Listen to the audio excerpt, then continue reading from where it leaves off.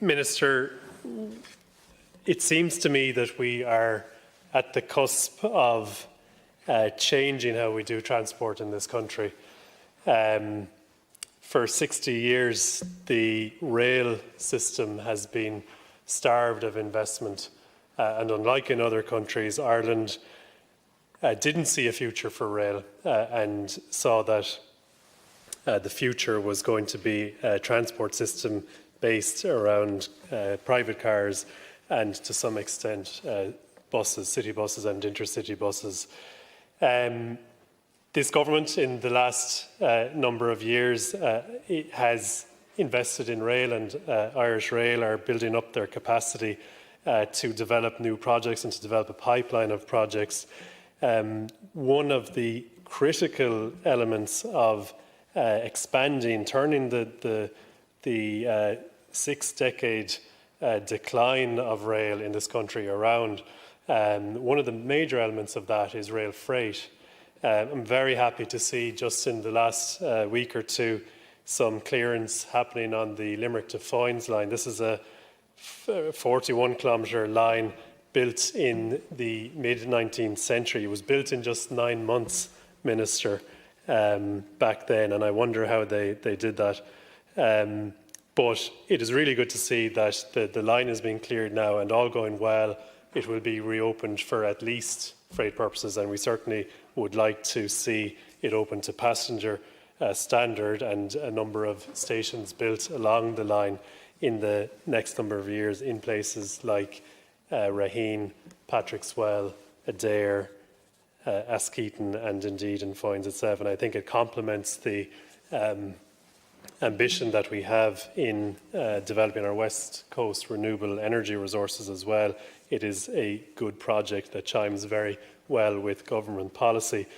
Another project, and you're well aware of, Minister, is the Western Rail Corridor. Now, this is something that has been talked about for a long time, and indeed phase 1 of the Western Rail Corridor was the Limerick to Galway leg, but there's phase 2 now, and that's to go north from Galway towards Tuam and Claremorris and to connect in towards Westport and Castlebar. It's my belief that there's very significant potential for rail freight in the west of Ireland, and that this project would support rail freight and support the development of the rail network. And I was in Tuam last Saturday. I took the train up as far as Galway and then the bus onto Tuam, and there were about 250 or 300 people attended from all parties and none, and they made the case for reopening. The various presenters made the case for reopening the Western Rail Corridor, but one of the critical pieces of that was rail freight. And since then I've been speaking to business owners in the West who say they would use the rail network, and they have a very clear use for rail freight if the infrastructure existed. So I think that's a critically important project, but there's a wider question about the future of rail freight in this country, Minister, and it seems to me that there's a lot that we can do to shift a lot of the freight that's currently carried through road haulage onto the rail system for transit within this country and for export as well.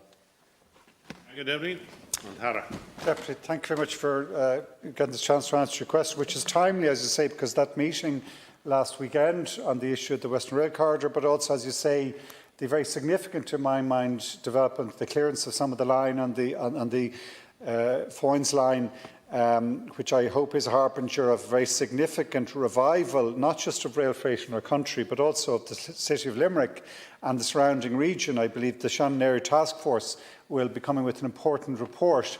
And what I believe is, and what I expect is, that it will support this type of development, this sense of where our future is going. It's important for a variety of reasons, if I can set it out. Firstly, the national planning framework is correct. We need better balanced regional development. We are lopsided on the East Coast.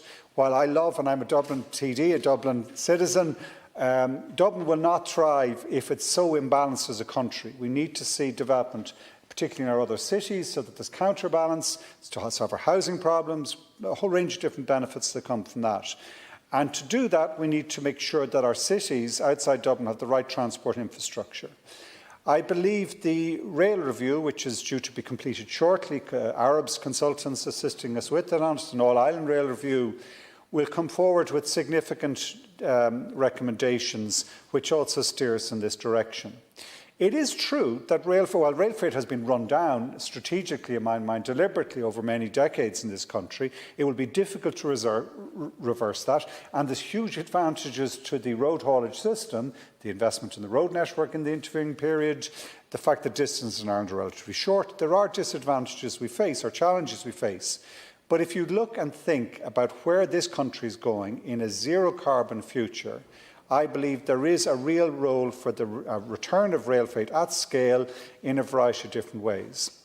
I think you're absolutely right. And sorry, Shannon Foynes is a critical piece in that, because if you look at Shannon Foynes, with the development of what we were talking about earlier, the offshore industries, wind industries, that will come ashore in the likes of Shannon Foynes. That then is likely to be the location place of new industries which use that clean power, use the converted hydrogen and ammonia, and it makes sense for us to have the best transport infrastructure to those port locations where this development is going to take place. That's why the Shannon Foynes line is important, and we need to be quick and give a clear signal in that regard by reopening it.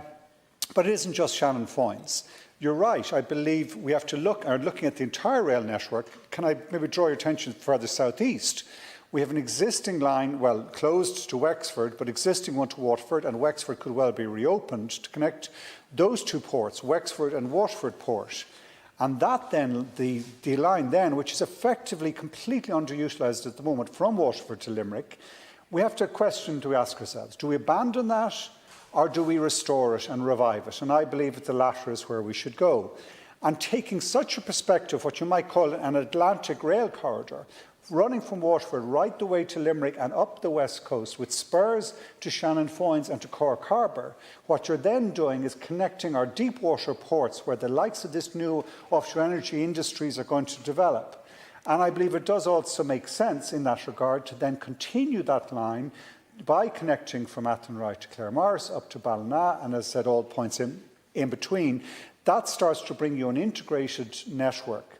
If you look within that as to where you might put inland rail freight ports, so you could have load-on, load-off container terminals with rail connections to the quayside, transporting those containers to inland rail marshalling yards, that starts to make, in my mind, a very viable rail freight opportunity for this country, lower carbon, less impact less expensive in a whole variety of different ways, and a real signal that the benefit is that that can be, yes, a freight line, but as we start to revive and build up our rail capability, it also then has the potential to be a further residential rail or metropolitan rail system for the Limerick region.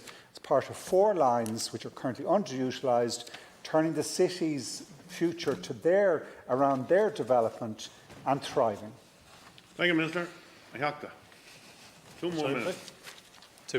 Thank you, Minister, for the answer. I really am happy to hear you expand on the vision for rail and rail freight, but the broader rail vision for this country. And I think it's a very coherent vision and a very important one for us to follow, and it chimes incredibly well with the policy agenda and ambition of this government.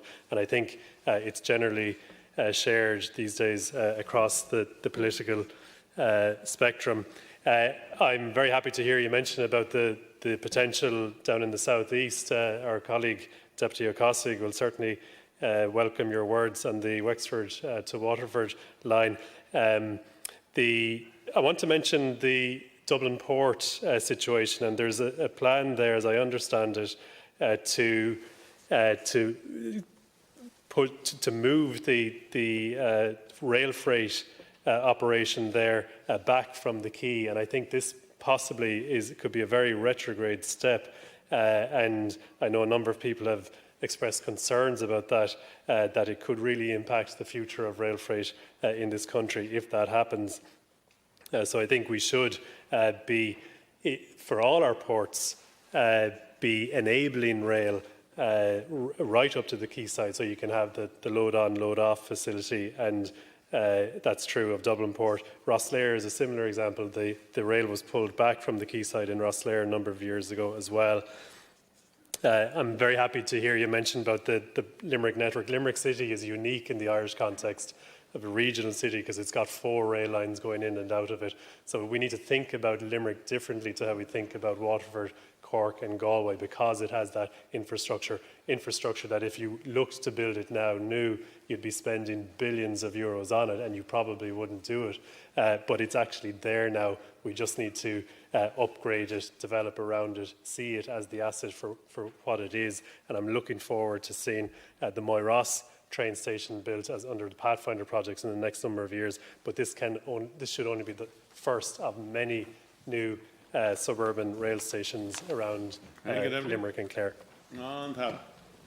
With regard to Dublin Port, there is a difference of views there. Dublin Port arguing that you could, in a sense, not run the rail lines which they currently do to the quayside, but instead shunt the containers by truck from the port to the kind of Sheriff Street area. Now, Irish Rail argued that has huge disadvantages. They need that area for their own operations, that once you start doing double movements or several movements, it becomes very expensive. And I tend to agree with Irish Rail.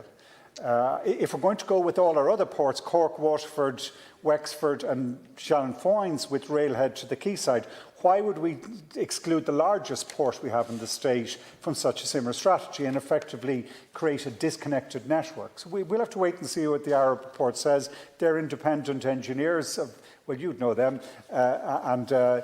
so let's see what they deliver.